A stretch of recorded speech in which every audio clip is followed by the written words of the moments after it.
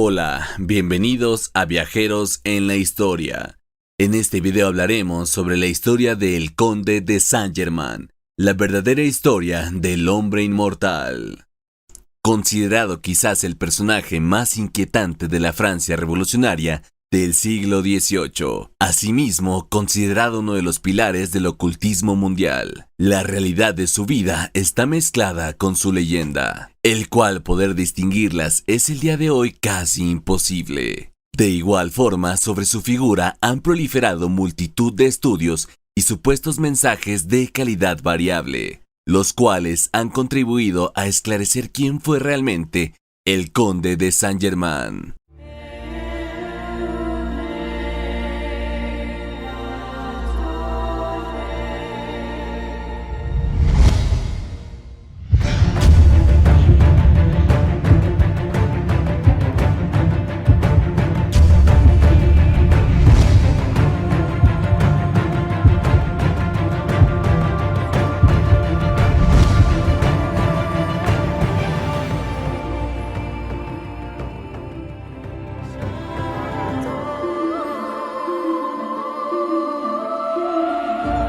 En Viajeros de la Historia.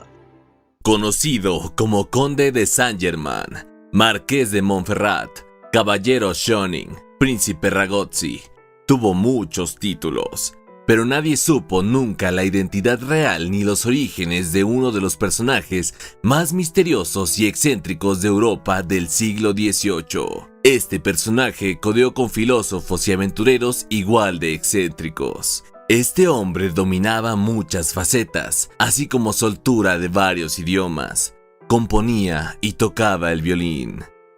Poseía una gran cultura y un conocimiento de temas esotéricos. Asimismo, poseyó una habilidad social que lo ayudó a acceder incluso al círculo del rey francés Luis XV.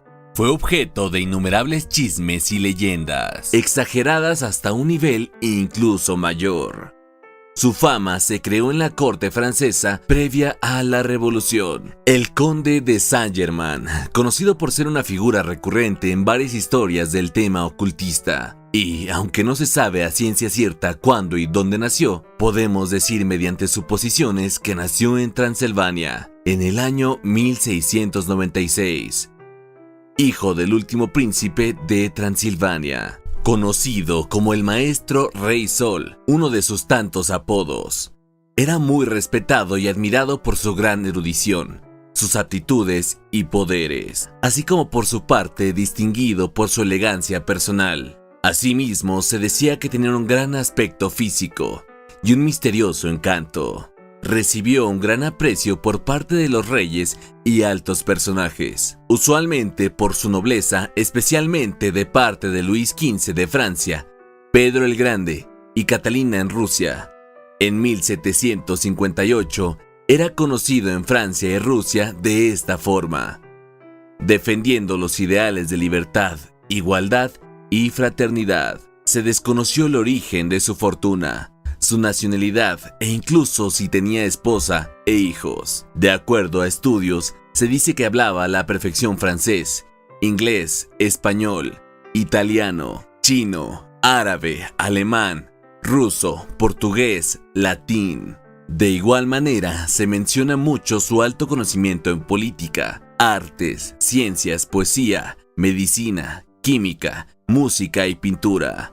Además, se hace mención de ser ambidiestro. No permanecía mucho tiempo en un lugar. Viajaba constantemente por toda Europa. Las primeras menciones históricas sobre el Conde de Saint-Germain se remontan a 1740, cuando se convirtió en un asistente habitual de los eventos más selectos en ese momento, que tendría alrededor de unos 30 o 40 años de edad, el cual vestía de forma muy elegante y llevaba siempre encima una gran cantidad de diamantes que utilizaba en vez de dinero. Estando en Australia, Saint-Germain fue capaz de sanar contra todo pronóstico el mariscal francés Belle Isle, que había sido herido gravemente en Alemania. Este mismo, en agradecimiento, lo llevó a París, el cual se puso a su disposición en un laboratorio muy bien equipado. Fue precisamente en esta ciudad donde podemos decir que empezó a forjarse la leyenda de Saint-Germain. Pero, sin embargo, según otras versiones, el conde hace su aparición en Francia,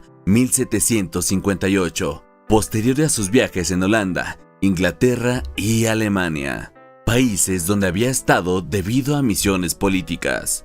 Así, muy a grandes rasgos, sabemos algo sobre su vida desde su llegada a París, pero muchos aspectos continúan aún ocultos. Hay quienes le consideran actualmente como un referente mítico de la escuela de la metafísica cristiana y del ocultismo.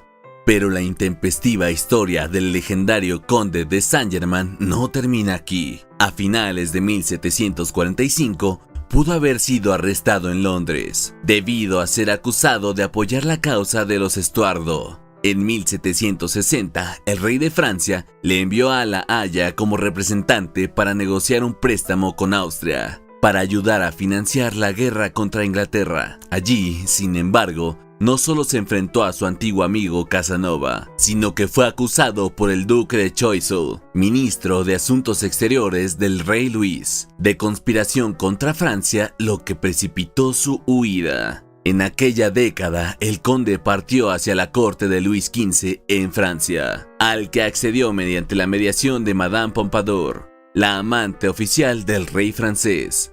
Asimismo, cuyo favor se había ganado gracias a su don para la conversación y algunos trucos de cosmética de dudosa eficacia que le había enseñado. De esta forma permaneció más de una década en la corte, desempeñando cargos tan importantes como el de mediador durante la Guerra de los 7 Años entre Francia y Gran Bretaña, a veces extralimitándose de sus funciones y moviéndose libremente por varios países de Europa, con pasaportes y nombres falsos.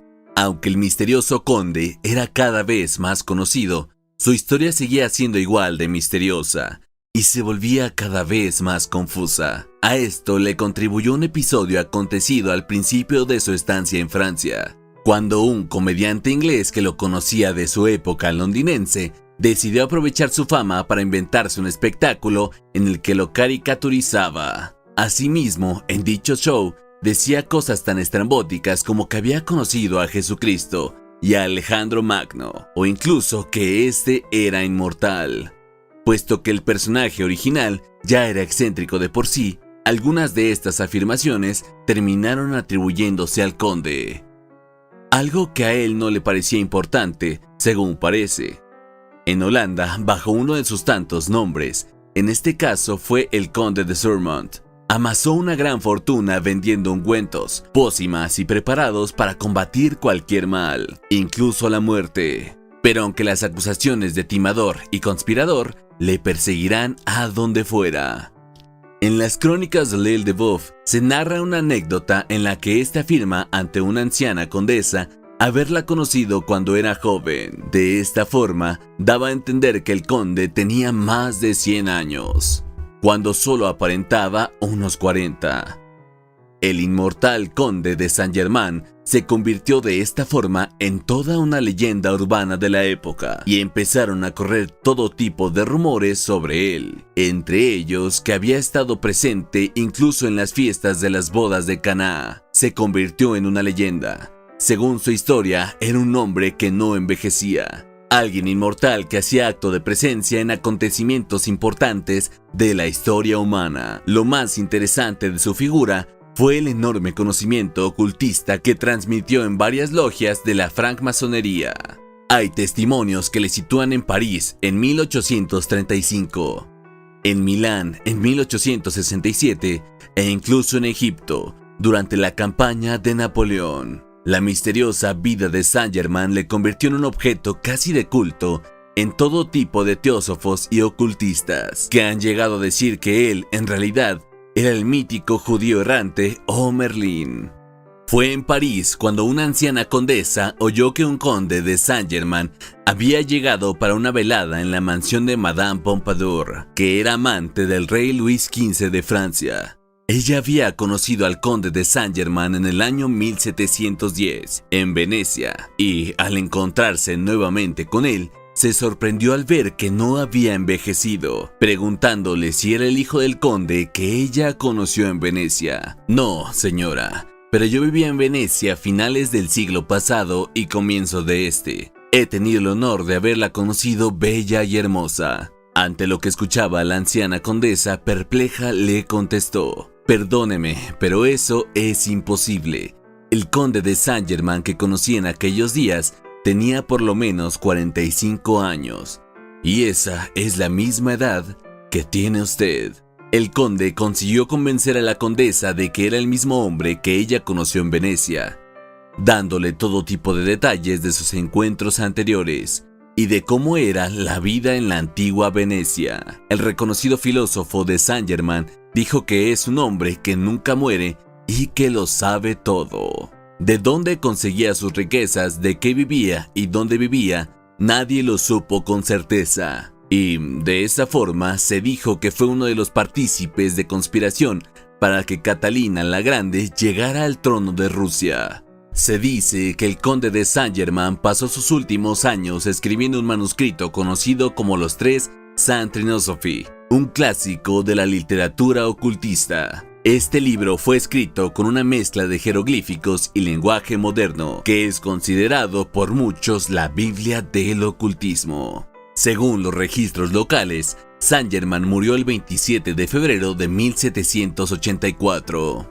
Pero de allí surgen nuevas vertientes. Ponemos atención a lo dicho en 1821 por la condesa d'Adhemar. Ella escribió: he visto a Saint-Germain de nuevo. Lo vi cuando la reina Antonieta fue asesinada, al día siguiente de la muerte del duque de Enghien, en enero de 1815, y nuevamente a la víspera del asesinato del duque de Berry. La última vez que lo vio fue en 1820, y siempre parecía ser un hombre de no más de 40 años. Entre los años 1880 y 1900 volvió a aparecer el nombre de Saint-Germain, cuando los miembros de la Sociedad Teofísica, incluyendo la famosa mística Elena Blavatsky, afirmaron que aún estaba vivo y trabajaba en el desarrollo espiritual del Occidente. También, en 1897, la entonces famosa cantante francesa Emma Calvé le dedicó un retrato autografiado de sí misma a Saint-Germain. En el siglo pasado, en el año 1972, en la ciudad de París, un hombre llamado Richard Chanfrey anunció que él era el legendario conde, y para demostrar su afirmación, aparentemente convirtió el plomo en oro en una estufa de acampar frente a las cámaras. Chanfrey se suicidó en 1983, teniendo muy en claro que todos estos podían ser obra de la charlatanería popular. Pero lo cierto es que diferentes personalidades de la época dieron fe de este conde inmortal, con datos muy ciertos y concretos. Así, el conde de Saint-Germain, que se encontraba siempre en un estado de permanente juventud, pudo ser reconocido con diferentes nombres según dónde aparecía. En Holanda, conde de Surmont; en Bélgica, marqués de Montserrat; en Rusia, general Weldon; en Alemania, príncipe Rákóczi, pero allí se descubrió su identidad como Saint-Germain y tuvo que huir de ahí. Otros nombres conocidos para el conde fueron marqués de Aymar, conde de Belmar, conde de Soltikow, conde de Vendôme, conde de Montecristo, caballero de Schöning y Zanoni. Protagonista de libros y películas, lo cierto es que el conde de Saint-Germain fue y es en esos tiempos una incógnita, aún en las más detalladas investigaciones. Ciertas investigaciones se remontan a la tradición vampírica, comparación del conde con los vampiros, esas criaturas condenadas a vivir en el océano de la eternidad, errantes del tiempo que han contemplado los acontecimientos más importantes de la historia sin que su apariencia cambie en lo más mínimo.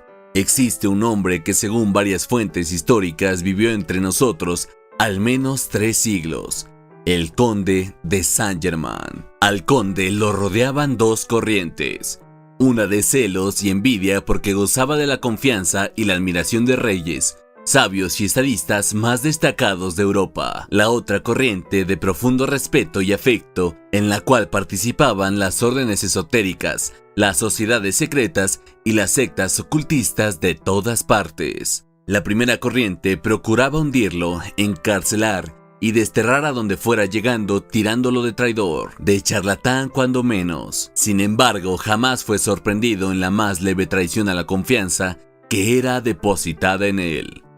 Ni sus grandes riquezas fueron jamás extraídas de aquellos con quien establecía contacto. De ese modo, todo esfuerzo para investigar la fuente de sus recursos resultó infructuoso. No utilizaba ni bancos ni banqueros. Sin embargo, se movía en una esfera de crédito ilimitado, que jamás fue puesto en dudas por otros, ni abusado por él mismo. Los intentos de apresarlo fracasaron siempre.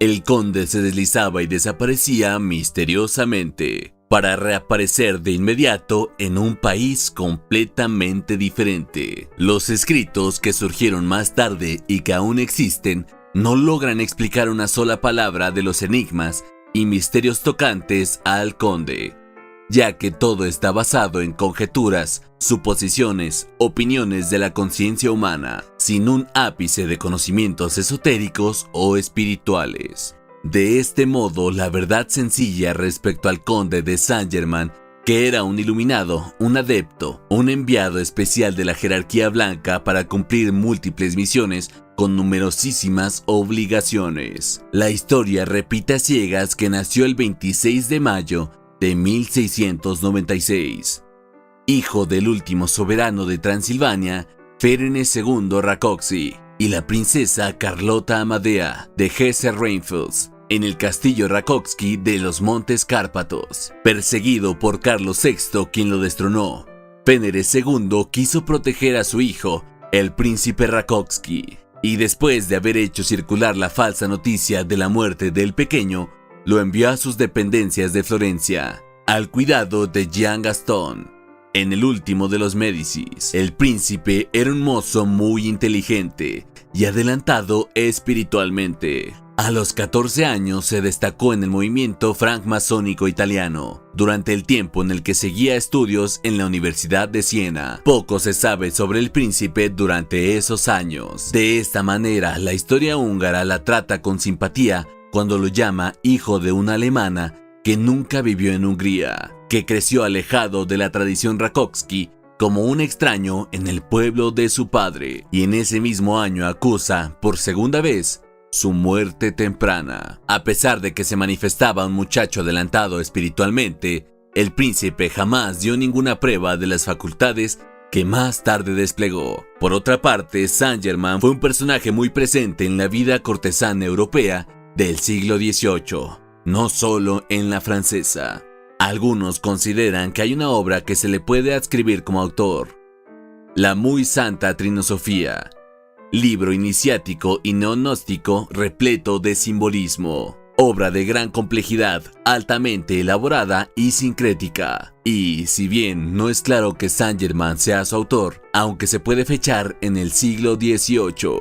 Con todo lo dicho, lo importante no es solo lo que sabemos de él, sino lo que permite adherir a su vida, reelaborando y aumentándole tanto como se le desee. Así, ya en el siglo XIX hasta hoy, su figura ha sido mitificada y fundida en una leyenda, ligándose a todo tipo de sociedades secretas, masones, rosacruces o los Illuminati.